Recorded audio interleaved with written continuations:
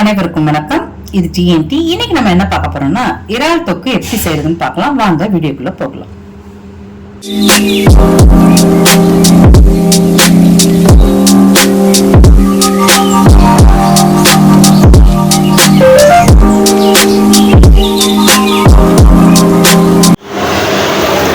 பாத்தீங்கன்னா நல்லா பெரிய பெரிய இறாவா இருந்துச்சு. வெட்டிட்டு வந்தது மழை நிலையமா இருக்கு இல்லையா, அதனால சரி இன்னைக்கு கவிச்சு சாப்பிடணும் போல இருந்தது.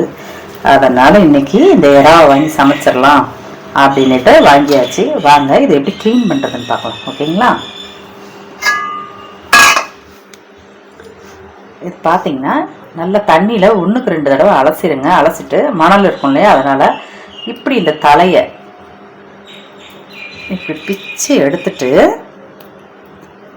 இந்த பின்னாடி இருக்க மேல்பாடத்தை பிடிச்சிட்டு இப்படி இழுத்தோம்னா அழகாக வந்துடும்.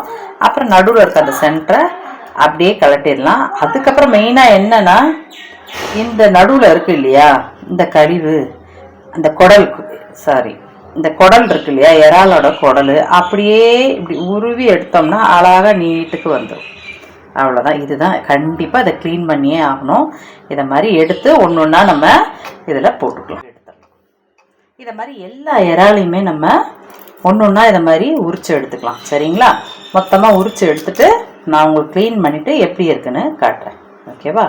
இதுலேயும் பார்த்தீங்கன்னா அந்த அளவுக்கு இல்லை, இருந்தாலும் உள்ளுக்கு இருக்கும். ஒன்று மேலோட்டமாக இல்லைனா உள்ளுக்கு பார்த்தீங்களா. இதை அதே மாதிரி பிடிச்சி ஒரு இது மெதுவாக ஸ்மூத்தாக இழுத்தா போதும், வந்துடும். அவ்வளோதான், எடுத்தாச்சு. இதை மாதிரி எல்லா இறாவும் நம்ம க்ளீன் பண்ணிக்கலாம்.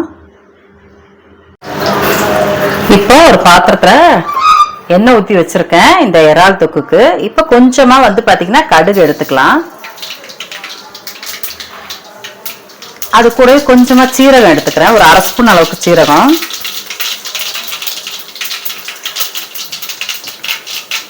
இப்போ நான் ஒரு 3 பெரிய வெங்காயம் நறுக்கி வச்சுருக்கேன் பொடிசா, அதை இதில் சேர்த்துக்கலாம்.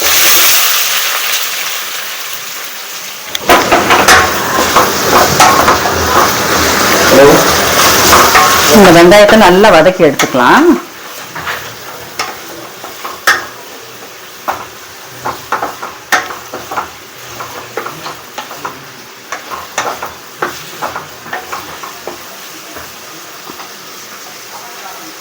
நல்லா வதங்கட்டும். இப்போ நல்லா ஒரு 1.5 ஸ்பூன் அளவுக்கு நான் பூண்டு நசுக்கி சேர்த்துக்கிறேன்.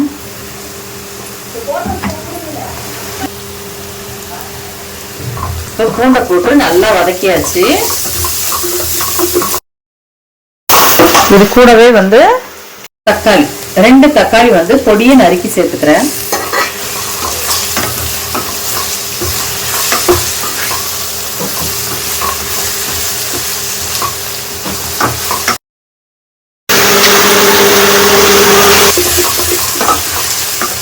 நல்லா வதக்கி விட்டுறலாம்.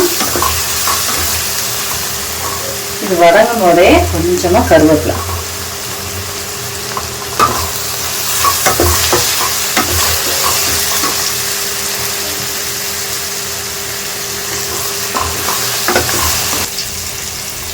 இப்போ வெங்காயம் தக்காளி எல்லாம் வதங்கிருச்சு. இப்போ இது கூட நம்ம க்ளீன் பண்ணி வச்சோம் இல்லையா அந்த இறாலை நான் சேர்த்துக்கிறேன். எப்படியும் ஒரு 1/2 கிலோ கிட்ட வந்துருக்கு.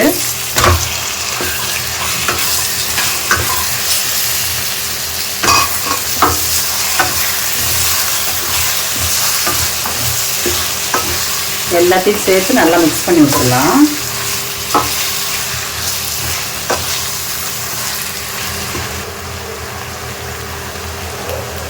இப்போ இதுக்கு தேவையான அளவு உப்பு சேர்த்துக்கிறேன். கொஞ்சமா ருசிக்கு ஏற்ற மாதிரி சேர்த்துக்குங்க. அடுத்து மிளகாப்பொடி,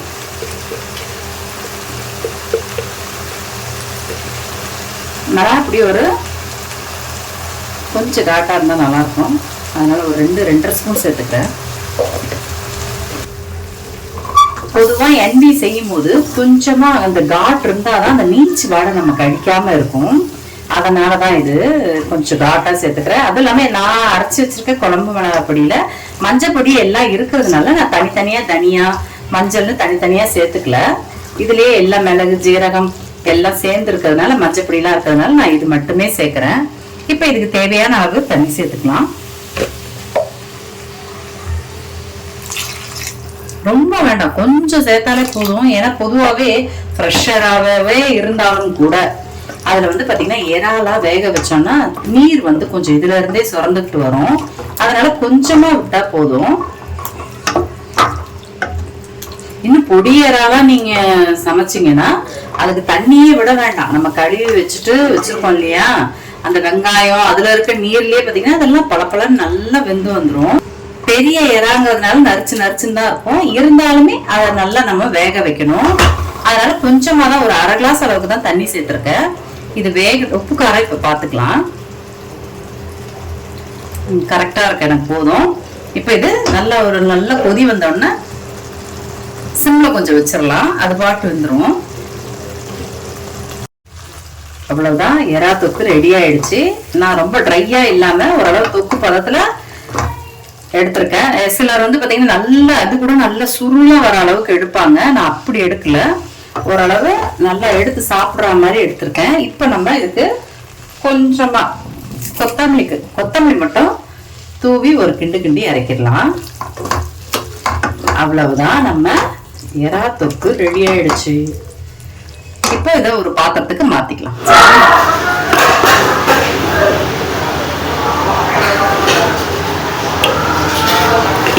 அவ்வளவுதான், நம்ம எறா தொக்கு ரெடி ஆயிடுச்சு. நல்ல கிரேவி பாத்தீங்கன்னா ரொம்ப கிரேவியா இல்லாம அளவான இதுவா எடுத்து சாப்பிட்ற அளவுக்கு இருக்கு.